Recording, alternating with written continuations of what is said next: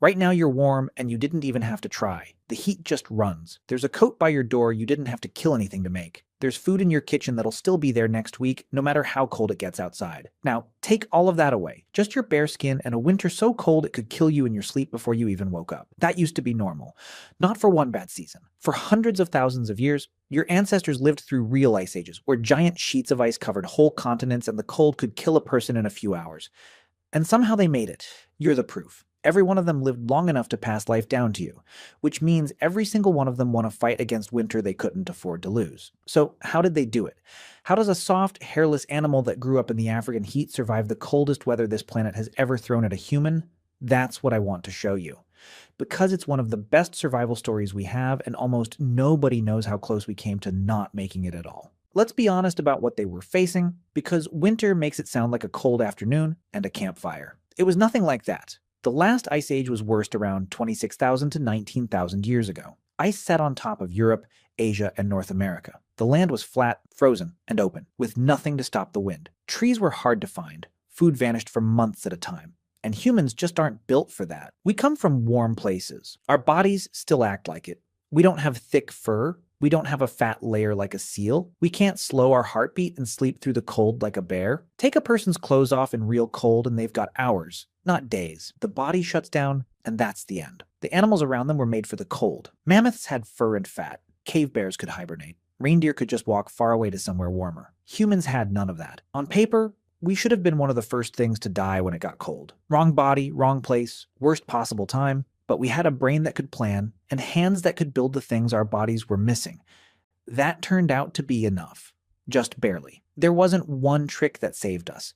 It was a whole pile of them, and each one fixed a problem that would have killed them. Here's how they actually pulled it off. It started with fire. Nothing works without fire, so that's where it begins. Humans had been using fire for a very long time, at least 300,000 to 400,000 years. By the Ice Age, fire wasn't a nice extra, it was the whole thing, and they were good at it. People digging up Ice Age fire pits in Ukraine expected to find rough little fires. Instead, they found carefully built fireplaces, and one of them had burned at over 600 degrees Celsius. That's hotter than 1,100 degrees Fahrenheit. When wood ran low out on the open land, they burned fat and bone instead. Fire gave them heat, cooked their food, hardened their tools, and added hours of light when the sun barely came up. Then they learned to carry warmth with them. The problem with fire is you can't take it everywhere. Step away from it and the cold is right there.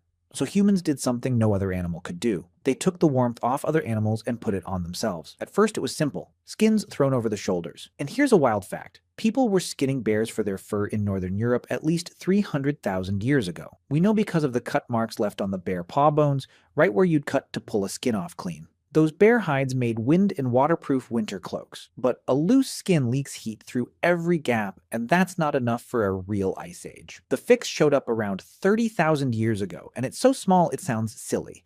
The sewing needle, a thin piece of bone or ivory with a tiny hole drilled through it. One scientist called it maybe the most important invention in human history, and he's got a point. The needle meant you could sew. Fitted clothes, sealed seams, layers, sleeves that closed at the wrist, a blanket on your shoulders, and a coat that fits are two very different things, and the needle is what turned one into the other. Early modern humans may have had better fitting clothes than Neanderthals did, which might have helped our kind through the worst of it. They didn't stop at fur either.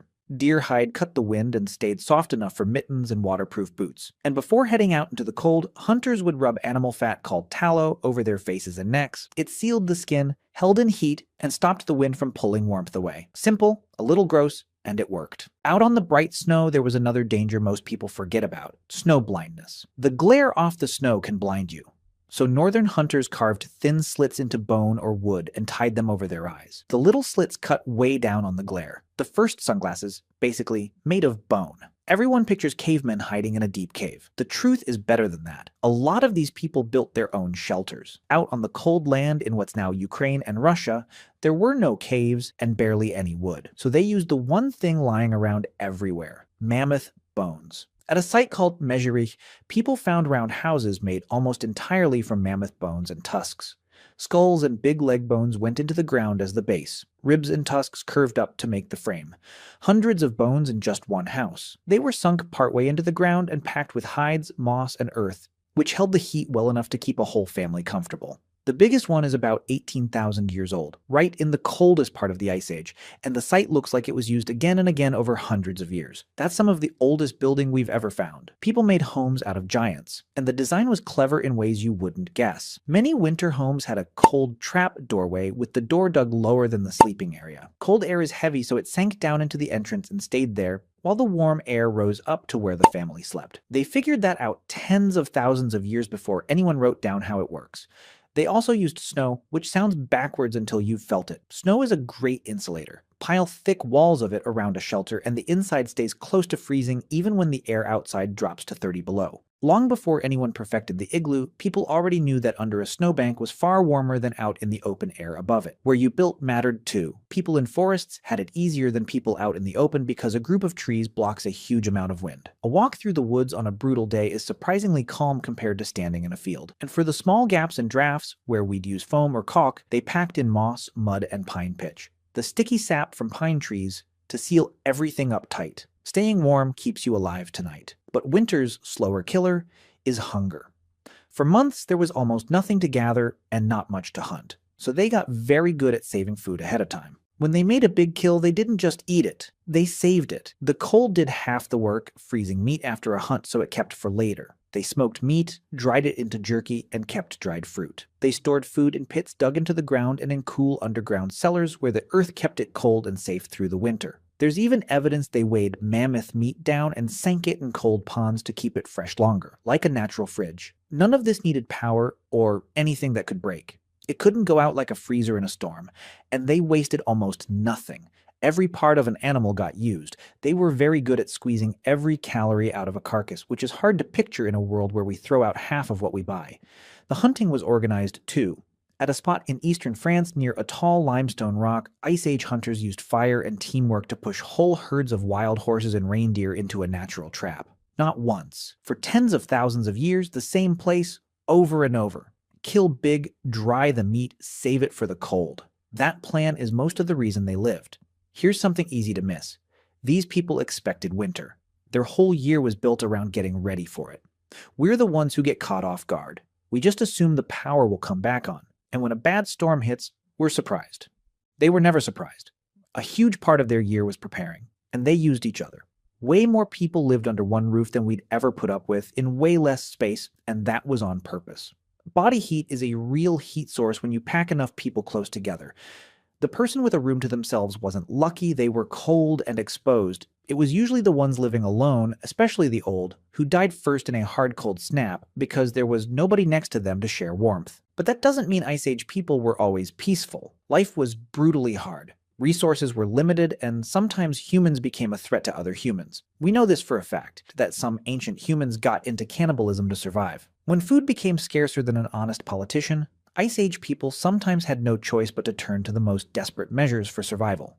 They also used animals for heat. In the worst winters in medieval Europe and Russia, peasants brought the livestock, cows and sheep, right into the bottom floor of the house. The animals gave off a huge amount of heat, and it rose up and warmed the family living above them. You basically lived on top of your own furnace, and the furnace was a cow. Sometimes the cold went so deep that people's bodies adapted. The Yagan people, at the southern tip of South America, lived somewhere freezing while wearing almost no clothes. To survive that, their bodies ran hotter than ours and made more heat from the inside. They also used a deep squatting position to rest, which tucked in their arms and legs and cut down how much warmth they lost.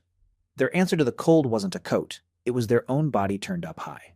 And then there's the strangest idea of all. There's a chance some early humans got through winter in a way that sounds made up, by hibernating.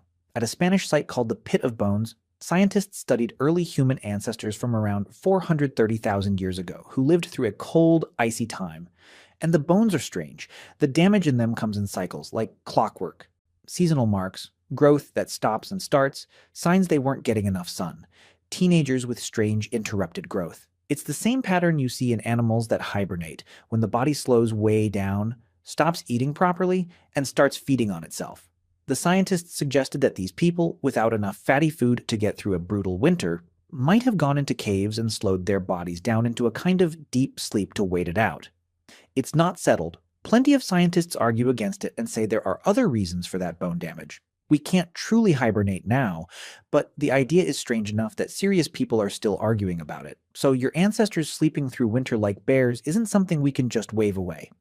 For hundreds of thousands of years, making it to spring was never a sure thing. Every winter was a test you could fail, and failing meant dying. Here's the part that gets me. In a couple thousand years, which is nothing on this timeline, we went from stacking mammoth bones into a house to tapping a button for heat. The deadliest thing our ancestors ever faced is now something we complain about on the walk to a warm car. We beat winter so completely that most people forgot it was ever a war we were losing.